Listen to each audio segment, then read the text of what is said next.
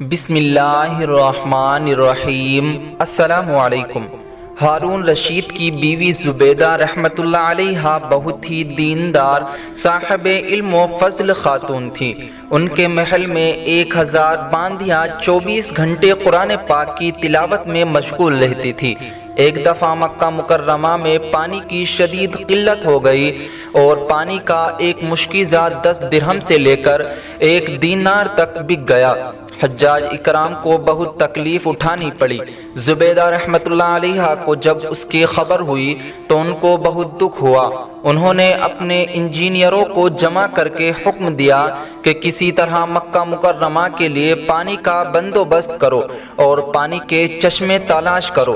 چنانچہ انہوں نے کافی تنگ و دو سے ایک چشمہ طائف کے راستے میں اور دوسرا چشمہ نعمان وادی میں دریافت کیا، لیکن ان کا پانی مکہ مکرمہ تک پہنچانا بڑا جان جو کھو کا کام تھا۔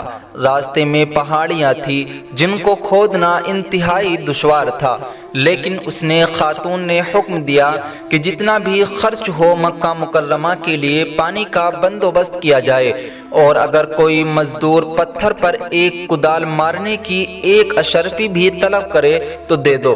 چنانچہ 3 سال کی شب و روز محنت کے بعد 33,000 میٹر کیلو لمبی نہر تیار ہو گئی، جس کو ریت سے بچانے کے لیے اوپر سے ڈھانپا گیا۔ راستے میں کئی جگہ مسافروں کے پانی پینے کے لیے انتظامات کیا گیا، اور بارش کے زمانے میں بارش کے پانی کو بھی نہر میں ڈالنے کا بندوبست کیا گیا۔ اس میں ایسا مصالح استعمال کیا گیا کہ اس کا پانی رس کی ریتلی زمین میں جذب نہ ہو۔ نہر کی تیاری پر 70 لاکھ دینار خرچ ہوئے۔